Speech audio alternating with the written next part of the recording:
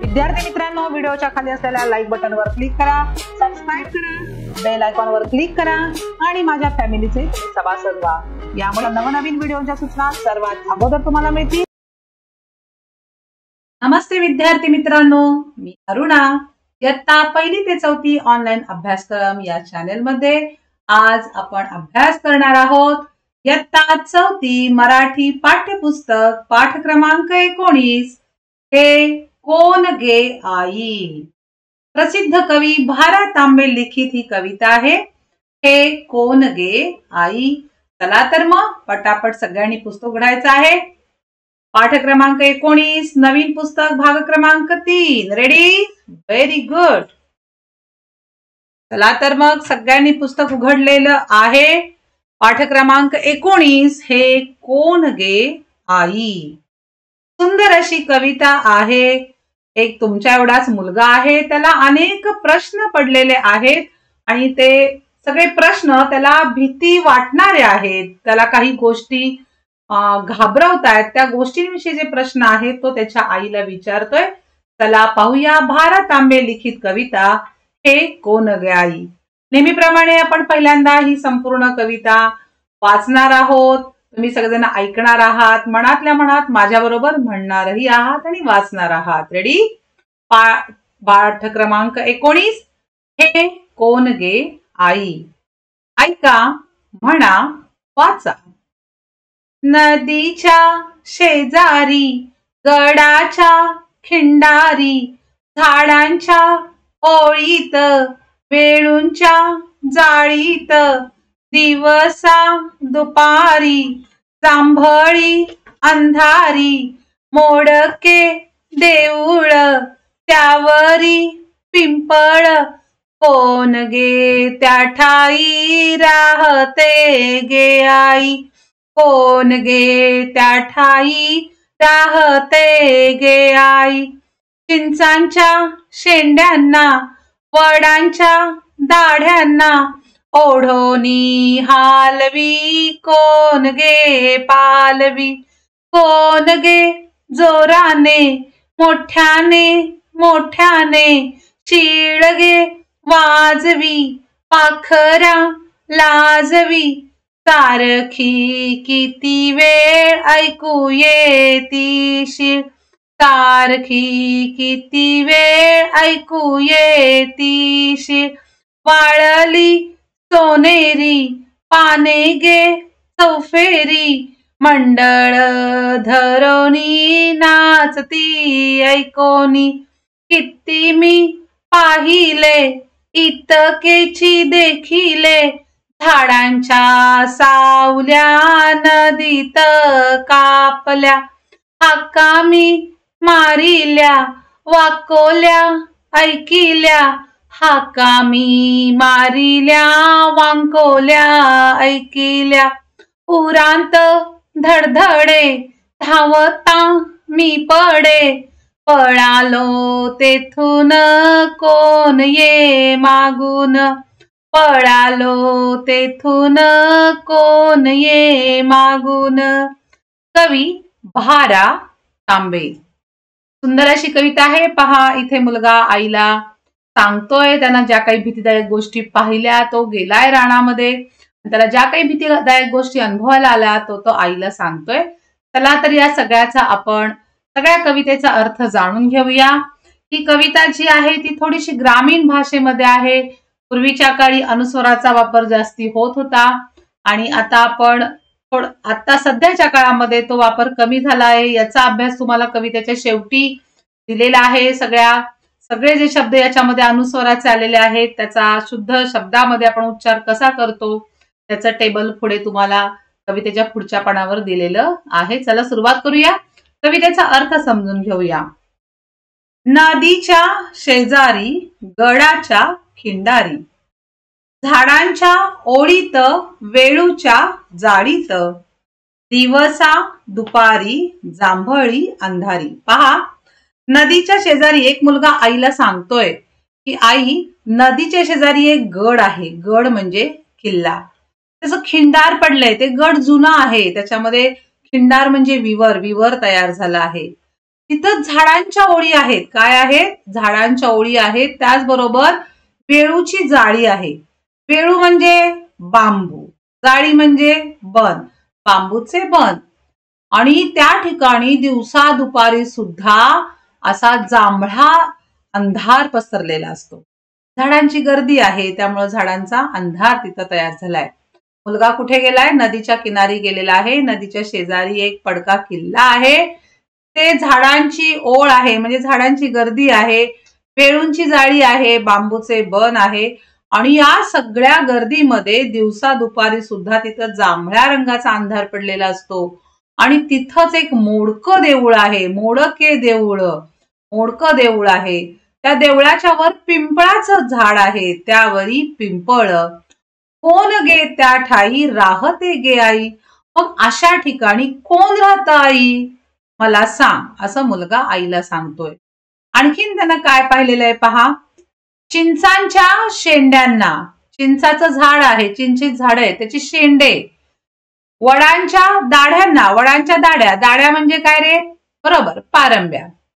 मग चिंचेचे शेंडे म्हणजे वरची पानं, वडाच्या पारंब्या, ओढोनी हालवी कोनगे पालवी. मग या चिंचाच्या झाडांच्या फांद्या, वडाच्या पारंब्या कोण बरं हलवतंय जोरजोरामध्ये? हे काही त्या मुलाला कळत नाही. कोनगे जोराने मोठ्याने मोठ्याने शिळगे वाजवी. आणि कोणीतरी मोठमोठ्यानं जोर जोरात शीळ वाजवत आहे. आणि ती शीळ एवढी मोठी आहे की पाखरांना सुद्धा ती शीळ ऐकून लाज वाटते. लाजवणारी अशी ती शीळ आहे.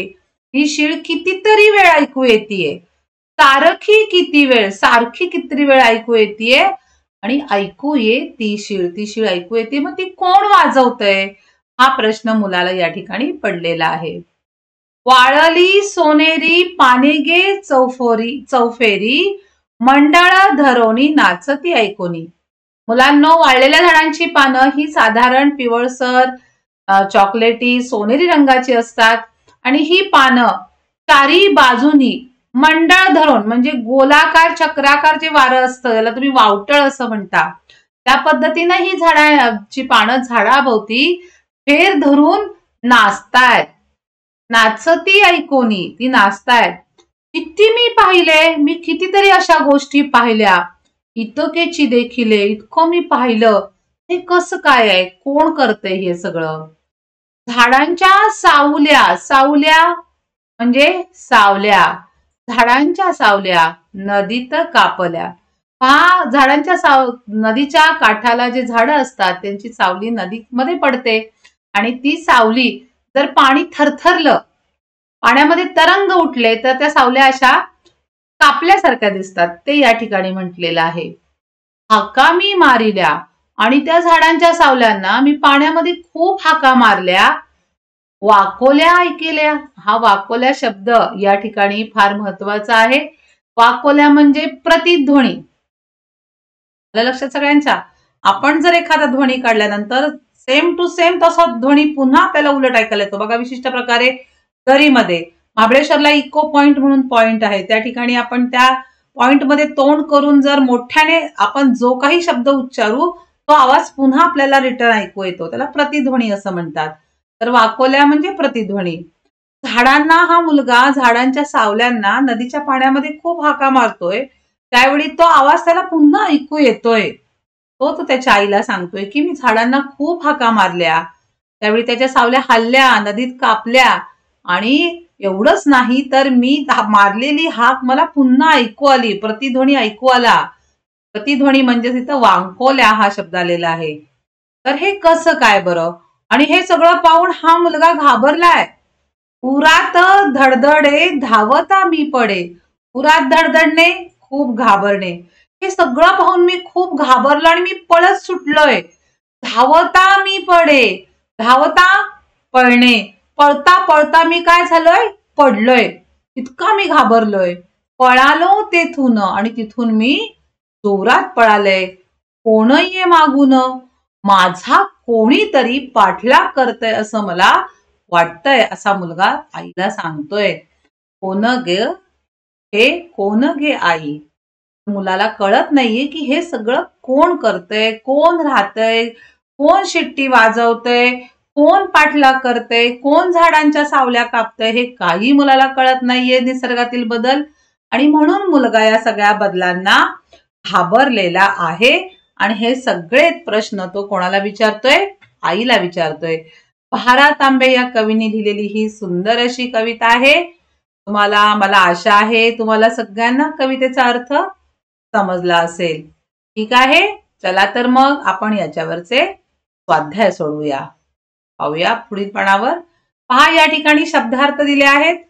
गडाचे खिंडार, किल्ल्याचा अरुंद रस्ता, ठाई ठिकाणी, वडाची दाढी म्हणजे वडाची पारंबी, ओढोनी ओढून, पाखरा पाखरांना पक्ष्यांना, चौफेरी सगळीकडे, मंडळ गोलाकार, इतके एवढे, देखिले पाहिले, सावल्या सावल्या, कापणे हलणे, कंप पावणे थरथरणे, वाकोल्या ऐकल्या म्हणजे प्रतिध्वनी ऐकला, आणि उरात म्हणजे हृदयात. ठीक आहे, चला बघूया प्रश्न पहिला. एका वाक्यात उत्तरे लिहा. पाखरांसारखी शीर कोण वाजवत आहे? कोण वाजवतंय रे? बरोबर, पाखरांसारखी शीर वारा वाजवत आहे. कवी घाबरून का पळाला? का पळाला रे कवी? बरोबर, कवीने नदीच्या पाण्याला म्हणजे त्या मुलानं, कवी म्हणजे मुलगा, मुलाने नदीच्या थरथर त्या पाण्याला हाका मारल्या, पण तेव्हा त्याला प्रतिध्वनी ऐकू आला म्हणून तो घाबरून पळाला. कवितेत घडलेल्या सर्व घटना कोणामुळे घडल्या? कवितेत घडलेल्या सर्व घटना वाऱ्यामुळे घडल्या. कवीने वाकुल्या केव्हा ऐकल्या? झाडाच्या सावल्या नदीत थरथरताना मुलाने हाका मारल्या, तेव्हा त्याला वाकुल्या ऐकायला आल्या. वाकुल्या म्हणजे प्रतिध्वनी. ठीक आहे, नवीन शब्द आहे पण सरावाने तुमच्या लक्षात राहील. प्रश्न दुसरा. खालील गोष्टींसाठी कवीने कोणते शब्द वापरले आहेत? वडाच्या पारंब्या, पाठ झाला शब्द सगळ्यांचा. बरोबर, वडाच्या दाढ्यांना. ओके, चला पुढे काय विचारलंय? दाट झाडातून पानातून वारा वेगाने वाहतो तेव्हा होणारा आवाज. ओके, पाहूया त्याच्यासाठी.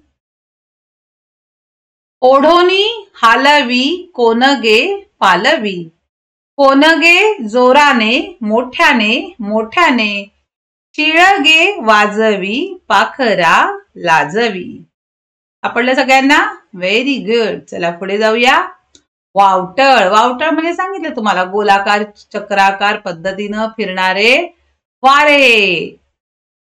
वाळली सोनेरी पानेगे चौफरी, मंडळ धरोणी नाचती ऐकोनी. मंडळ धरोणी, मंडळ गोल मंडळ पानांचं. Okay, very good. चला पुढे पहा. या ठिकाणी मगाशी मी तुम्हाला सांगितलं होतं की तुम्हाला कवितेच्या शेवटी बदलती भाषा आपल्याला दिलेली आहे. त्याच्या अगोदर प्रश्न तिसरा राहिलेला आहे इथं. तुम्ही कधी एखाद्या गोष्टीला घाबरला होतात का? त्यावेळी तुम्हाला काय अनुभव आला?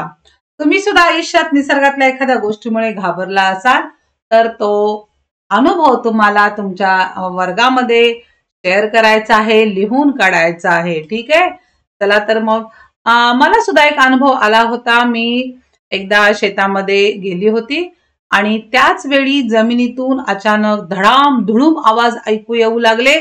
जमीन थर थर थर हालू लागली आणि मी इतकी घाबरले की मला पळता सुद्धा येत नव्हतं. मग मी जरा वेळाने तो कंप थांबला. मग मी पळत पळत घरी आले आणि आईला विचारलं, आई आई अगं असं झालं, मी खूप घाबरले, जमिनीतून खूप मोठा आवाज येत होता, थर थर थर थर जमीन हालत होती, अगं काय झालं होतं ते? मग थोड्या वेळाने आईने मला समजावून सांगितलं की तो भूकंप झाला होता. त्यावेळी मला आईने समजावले भूकंप म्हणजे काय, भूकंप कसा होतो. पण हा प्रत्यक्ष अनुभव ज्यावेळी मी घेतला लहान वयामध्ये तेव्हा मी खूप घाबरले होते. तुम्हाला सुद्धा असे वेगवेगळे अनुभव आले असतील तर ते तुम्ही अवश्य एकमेकांशी शेअर करा. चला पाहूया पुढे. बदलती भाषा. ही कविता फार पूर्वीची आहे. त्या काळी अनेक शब्द वेगळ्या पद्धतीने लिहिले बोलले जात असत. आता आपण ते निराळ्या पद्धतीने लिहितो. खालील तक्ता पहा. शब्द उच्चारण्याच्या नव्हे तर लिहिण्याच्या पद्धती देखील वेळोवेळी बदलतात. ओळीत ओळीत, ठाई ठाई, पाखरा पाखरा, चौफेरी चौफेरी, देखिले देखिले, उरांत उरात. पहा किती किती, इथं कितीला तला पहिली वेलांटी आहे, हे दुसरी वेलांटी आहे. ठीक आहे. जाणीत जाळीत, राहते राहते, ऐकू ऐकू, मी मी, नदीत नदीत, धावता धावता, शेजारी शेजारी, दुपारी दुपारी, जोराने जोराने, वाळली वाळली, पाहिले पाहिले, कांपल्या कापल्या, पडे पडे, हिंडारी हिंडारी. यानंतर इकडच्या ओळीला जाऊया आपण. 1 मिनिट. मोडके मोडके, मोठ्याने मोठ्याने, पाने पाने, इतकेची इतकेची, हाका हाका, पळालो पळालो, वाकोल्या वाकुल्या. ठीक आहे. समजलं सर्वांना? आशा आहे तुम्हाला सर्वांना कविता निश्चितच आवडली असेल. चला तर मग पुन्हा एकदा आपण छानशी कविता म्हणूया आणि लवकरात लवकर तुम्ही सगळ्यांनी ही कविता पाठ करा आणि याचा व्हिडिओ तुम्ही मला अवश्य शेअर करा. ठीक आहे. चला पाहूया. नदीच्या शेजारी, गडाच्या खिंडारी, झाडांच्या ओळीत, वेळूंच्या जाळीत, दिवसा दुपारी, जांभळी अंधारी, मोडके देऊळ त्यावरी पिंपळ, कोण गे त्या ठाई राहते गे आई, कोण गे त्या ठाई राहते गे आई. चिंचांच्या शेंड्यांना, वडांच्या दाढ्यांना, ओढोनी हालवी, कोण गे पालवी, कोण गे जोराने मोठ्याने मोठ्याने, शीळ गे वाजवी, पाखरा लाजवी, सारखी किती वेळ ऐकू ये ती शीळ, सारखी किती वेळ ऐकू ये ती शीळ, वाळली सोनेरी, पाने गे चौफेरी, मंडळ धरोणी नाचती ऐक ऐकोणी, किती मी पाहिले इतकीची देखिले, झाडांच्या सावल्या नदीत कापल्या, हाका मी मारिल्या वाकोल्या ऐकिल्या, पुरात धडधडे धावता मी पडे, पळालो तेथून कोण ये मागून, पळालो तेथून कोण ये मागून, पळालो तेथून कोण ये मागून. कवी भा.रा. तांबे. विद्यार्थी मित्रांनो, निश्चितच तुम्हाला ही कविता शिकवलेली आवडली असेल, समजली असेल तर व्हिडिओच्या खाली असलेल्या लाईक बटनला क्लिक करायला कोणीही विसरायचं नाही. आणि इयत्ता 1ली ते 4थी ऑनलाईन अभ्यासक्रम हे चॅनल सर्वांनी सबस्क्राईब करा, शेअर करा आणि व्हिडिओला लाईक करायला विसरायचं नाही. पुन्हा एकदा भेटूया अशाच एका नवीन पाठासह. तोपर्यंत मस्त रहा, स्वस्थ रहा, अभ्यास करत रहा. Bye bye. See you.